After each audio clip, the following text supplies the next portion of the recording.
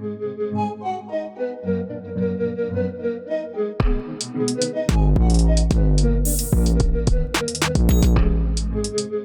back to Section 4 fans. This is episode 29, and the Final Four is set for March Madness. That is going to be happening this Saturday. So we're going to briefly break down the matchups and see who's cutting down the nets. After this week of play-in games for the last couple spots in the World Cup, the field is now set.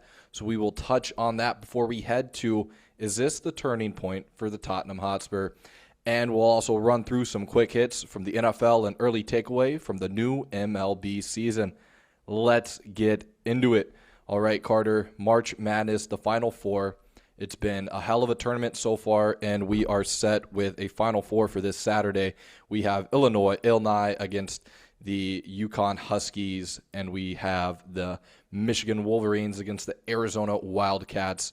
Just off the top of your head, before I dive into some of the stuff I wrote down, initial thoughts about these matchups.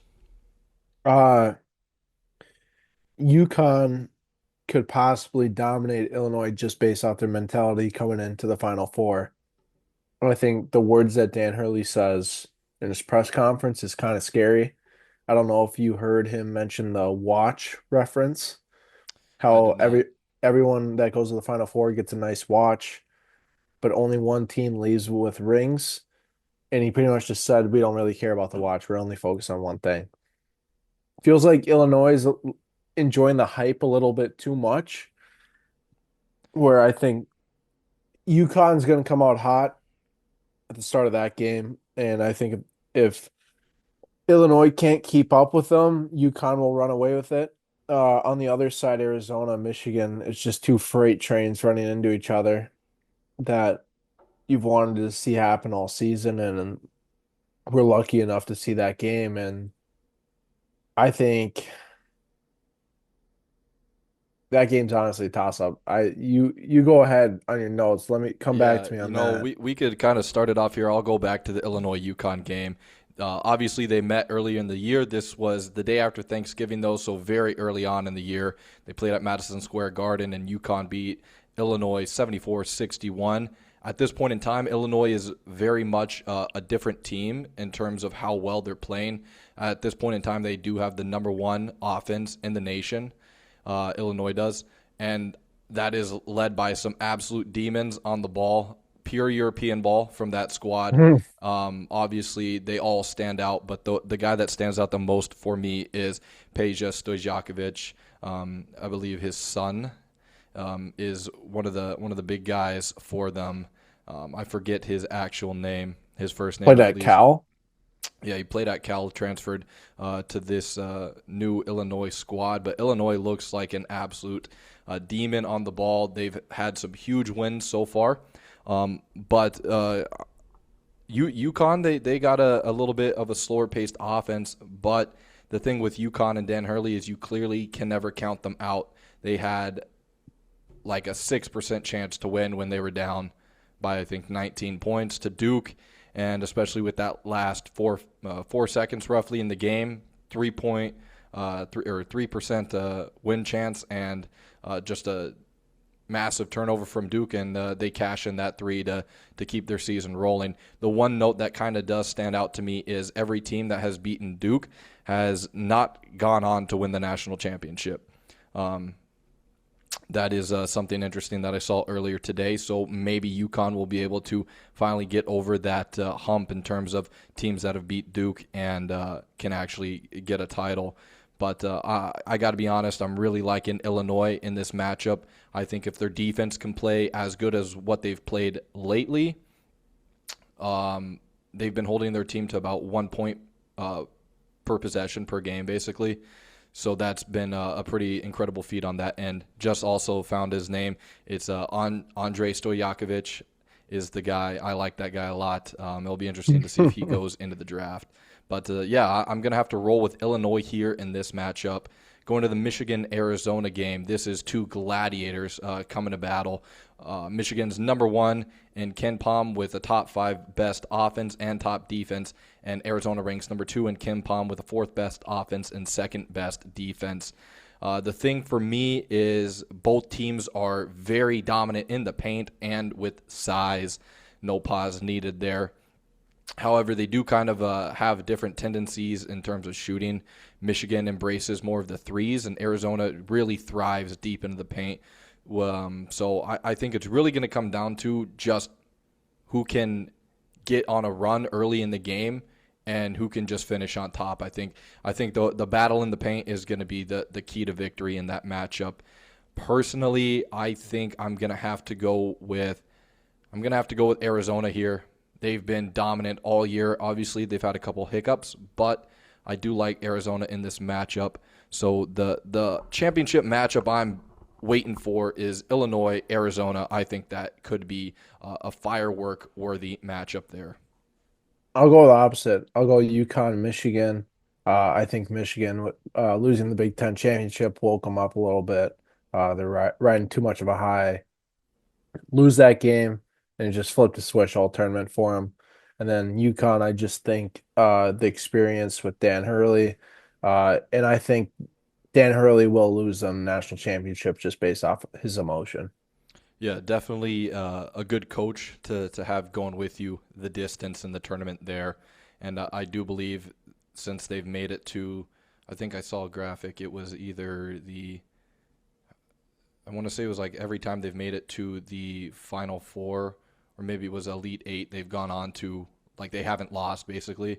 Um, so that's another interesting stat there coming out of UConn, obviously with the experience. So that's this weekend's going to be full of matchups in that world, in that sport. March is coming to a close, and I can't say I'm disappointed in this tournament. Obviously, not as many Cinderella runs, but definitely some one shining moments almost every weekend. I think we can kick it over to the soccer, the football world here. Obviously, Hmm. we had the kind of the last qualifier playoff spots in both the UEFA and the Interconfederation tournaments. I don't know what you want to call it, but The basically World Cup playoffs. the World Cup playoffs to finalize the last couple spots. I was able to watch a couple of those games, but I got to be honest, the one I was dialed in on the most was Bosnia against Italy. Everyone was. That was very shocking to see Italy go without another World Cup appearance. Their last game was 2014 when Luis Suarez bit Chiellini, and that was the last World Cup game that they played in. So yeah, it's been quite a few years. And Donnarumma, he's been with the national team since he's about 17, and he will unfortunately not be in a World Cup until he's at least 30, 31, depending if they can make the next one. Well, But pending issues in the world, you could see Italy still. yeah, This I isn't a mean, politics podcast, but it's we pending. never know. I highly doubt it. I think it's set in stone. I think a lot of these teams are going no matter what. As Mhm. far as what I've seen from the FIFA president come into play, obviously there's been a lot of news surrounding it, whether it's political or whether it's the prices of tickets, things like that. I'm just hoping this is going to be an amazing World Cup. This is the first one in the States since the 90s. And I think we do got a pretty good squad in the United States, but I got to be honest, I think we do have a semi-tough group to get out of there. Yeah, Turkey is or Turkey is pronounced in America. But they are good. I think they will beat the United States. I think Paraguay will be a tough game, and I think Australia will also be a tough game. Yeah, Uh People are looking at the group saying it's gonna be easy and stuff. I'll tell you one group that just catches my eye is Group B. Canada, Bosnia, Qatar, and Switzerland. I personally think that's the worst group in the whole World Cup. That is by far like just that's the most blah group out of all. I feel like any of those teams could really win. There's not a standout. There's not I mean, Belgium has honestly, there's not really any star talent in that group. I'm just going to be honest there. There's not a lot of star power in that group. So it will be interesting to see who comes out on top based off of what I've seen. Um, I do think Bosnia can make it out I of like that make it group. out of that group. I do think they could do that. I think that group is just a toss up on who comes in first. I think Well, any team could come in first. I think Bosnia has the momentum coming in.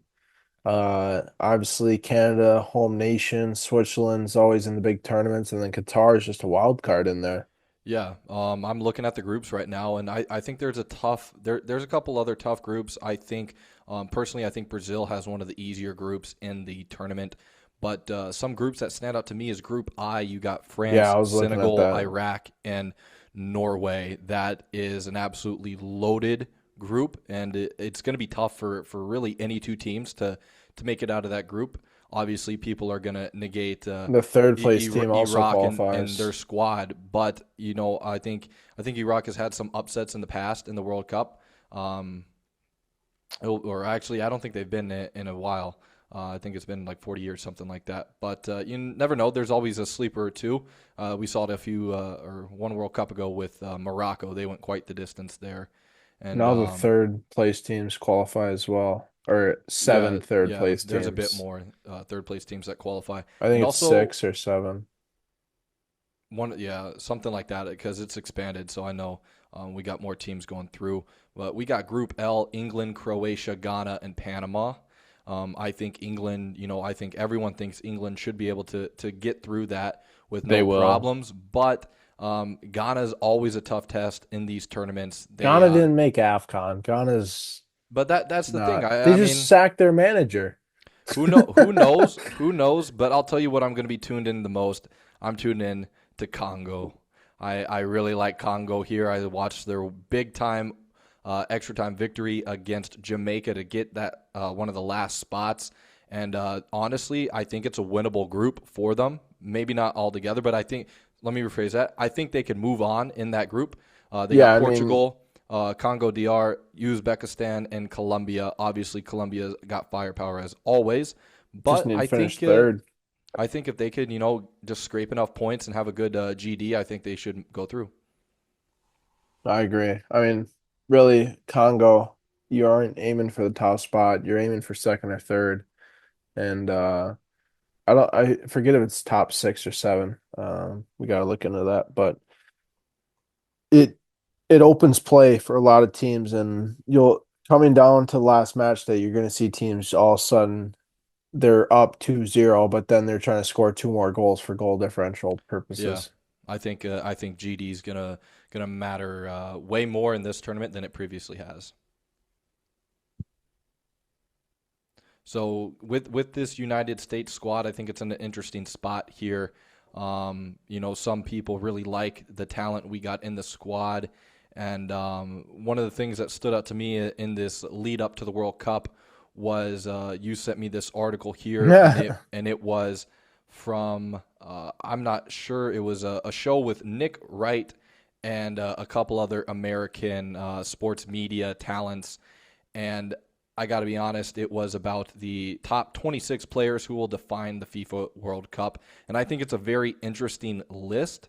I definitely think some players are a lot lower than what they should be. And I think they have some players in that top 26 that have no right to be there.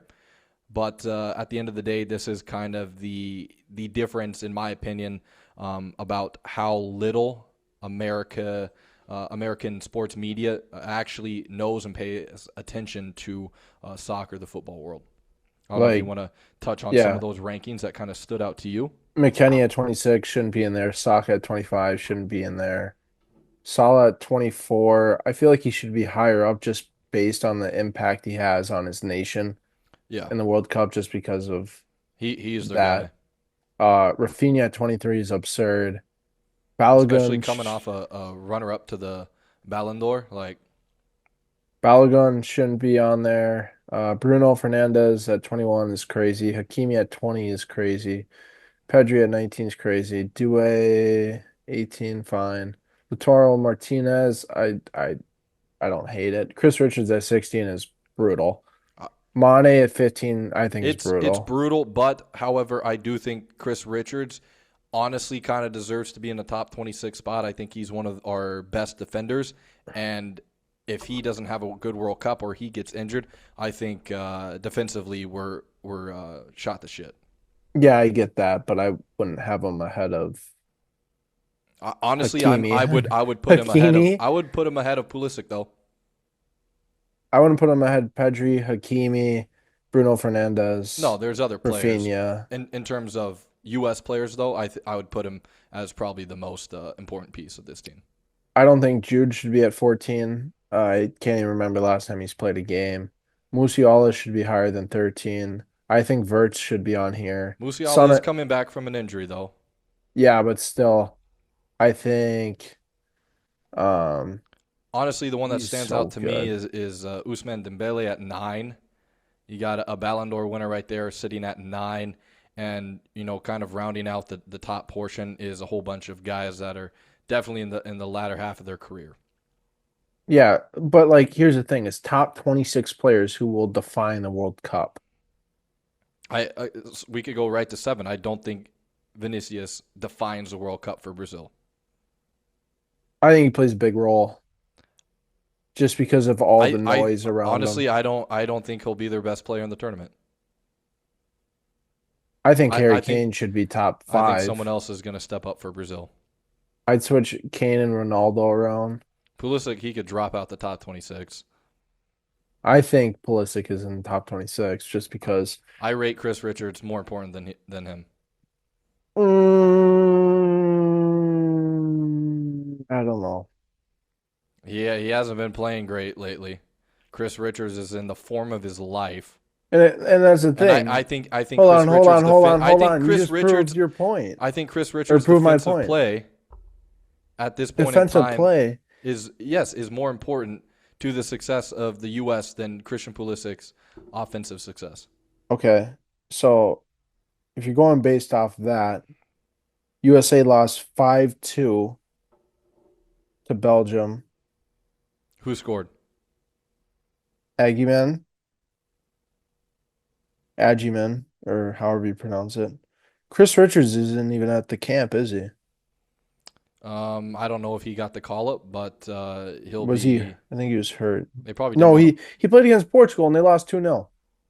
Okay, that's not bad. When you also got to look who's in net for us. This is Okay, but since Tim Howard left. This is the worst the United States goalkeeping situation has been in a very long time. We don't have a solid guy to start for us. Matt Turner's horrible. David Freese has no experience. Zach Steffen can't even make a squad. There's no one to bring up to help.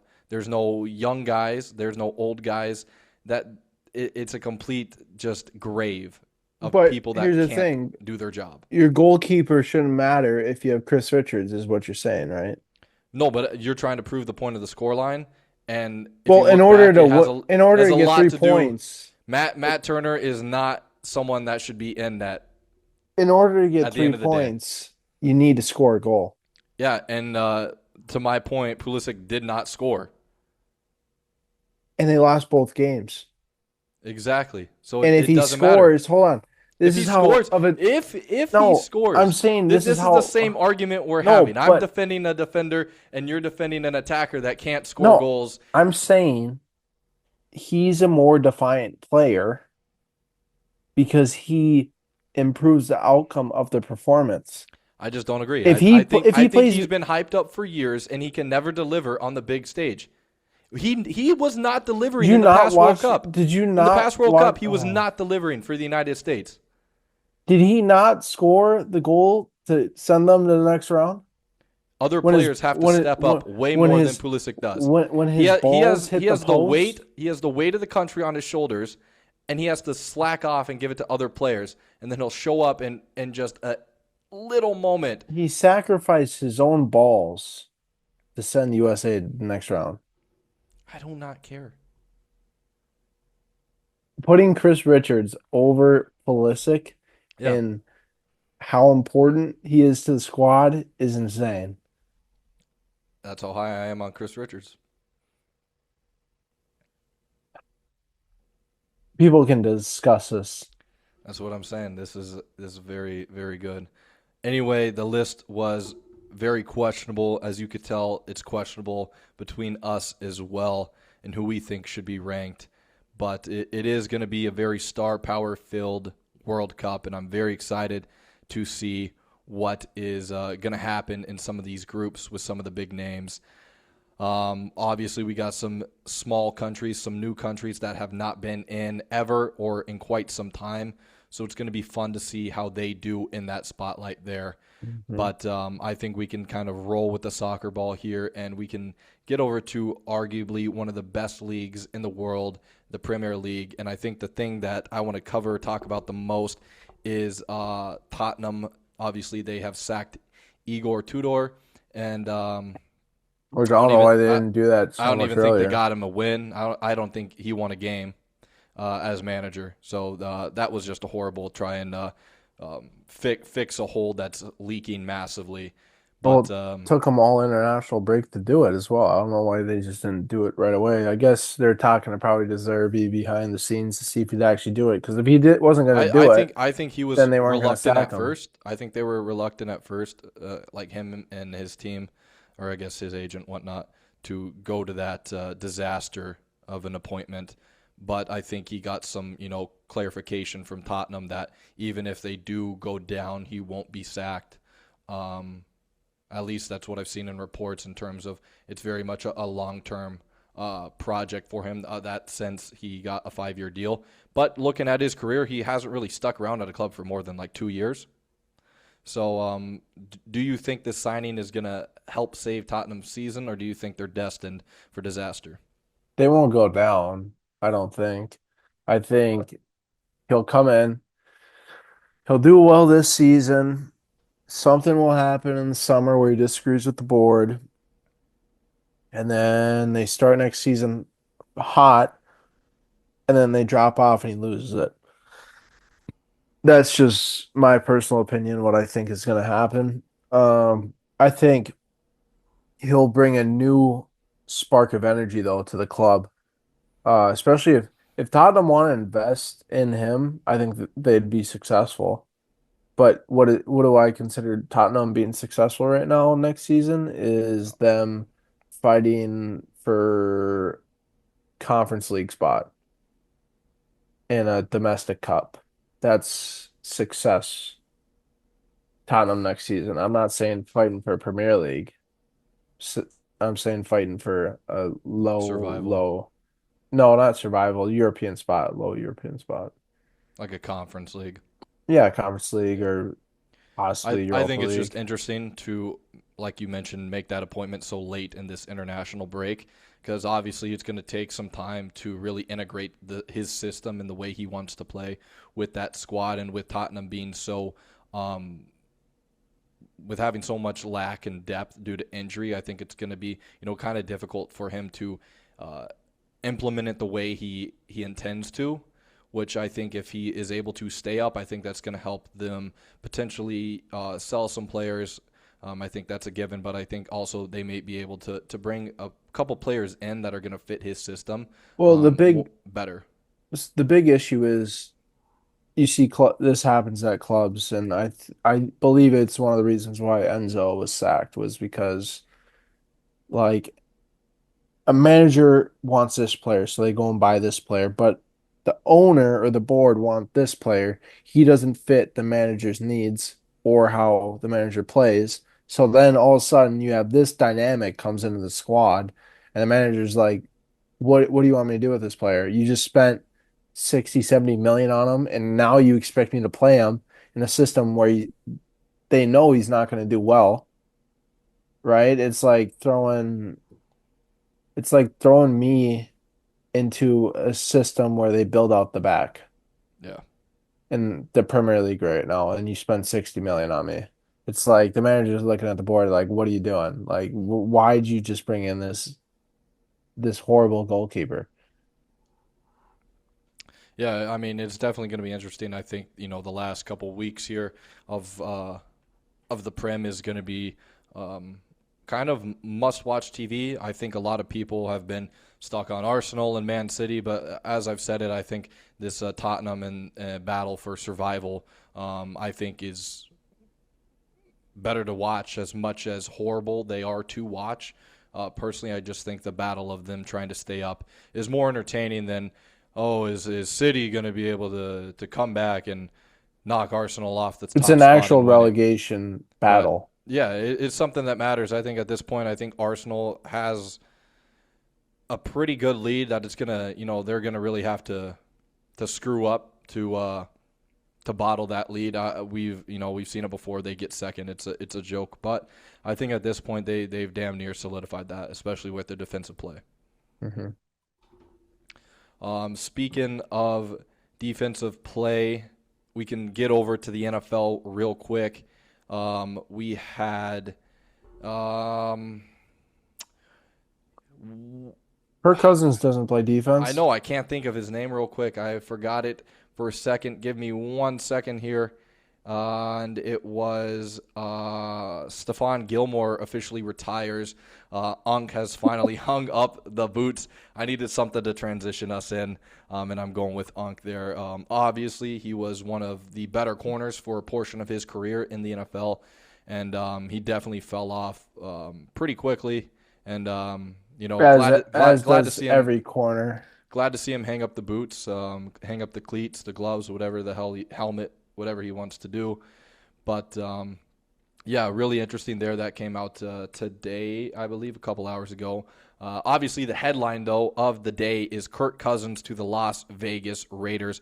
5-year, $172 million deal with $20 million guaranteed. And He there just was belongs there in was Vegas. a whole bunch of clauses I'm going to pull up in that contract there. He just Um, belongs there. but so let me pull this up real quick. So the Falcons will continue to pay him 8.7 this year, and the Bank, Raiders will pay him the vet minimum of 1.3. Vegas has bank. also agreed to fully guarantee him 10 mil roster bonus on the third day of the 2027 new league year. Hold right there. So we're at 19 million already. The deal also includes 2 void years in 29 and 2030 for cap purposes, which makes the contract 5 years, 172 mil if the Raiders pick up the 2-year, 80 million option next offseason. This will be the 11th straight NFL season in which Cousins' contract will be fully guaranteed, and he'll soon surpass Tom Brady as the third highest paid quarterback in career earnings, topping out at a little over $341 million. Man, This is just round of applause for his Kirk Cousins' agent. his agent needs to go into the Hall of Fame at this point. This Round has of been an applause for incredible. his agent. The fact he was able to secure a deal like this is pretty incredible in my mind. But the way he took over for Penix in those last couple games, it was not a surprise. He was gonna land somewhere. I am shocked he did land with the Raiders though, and it kind of caused a couple questions in my mind as I saw Fernando Mendoza's pro day yesterday, and it did not look that pretty, to be honest with you. A lot I of mean, it doesn't balls, drop him. that wide receivers had to stop for or slow down. A lot of just missed passes in general. I do think he's still a lock at number one, but it is interesting for the Raiders to make this signing with the perceived intention of drafting Fernando Mendoza at number one. I think I think they're going to take him. It's going to be hard to pass up on him. There's not really any other. I mean, yeah, they're gonna take him. There's not really any other people that stand out in terms of who you would possibly take over him. But after kind of thinking on this deal, I do think Kirk as a backup, as a mentor for Fernando Mendoza is probably one of the better ones in the NFL at this standpoint. I think the stuff Kirk Cousins does off the field in terms of prepping his body, prepping his mind, and just the stuff he does to know the playbook, know the plays, just be a good NFL quarterback. I think that's going to be great for Fernando Mendoza to kind of go under his wing. And from what I've seen from him, he seems like a guy that will definitely be wanting to soak up every minute with Kirk Cousins. I'll tell you what I believe the Kirk Cousins signing message sends is that Vegas wants to go out and win this year. Yeah, They're done losing. If they aren't saying they're ditching the Mendoza project, they're saying this year we want to win to make the Raiders look like a desirable franchise for free agents to want to come and try and win a Super Bowl at. Because let's say you don't have Kirk Cousins there, and Mendoza shows up and he's just not NFL ready, and you rush him in yeah, all of a sudden, and now you just ruin his career, I or think or you start Kirk Cousins. And like you see it with Jordan Love, Jalen Hurts. yeah.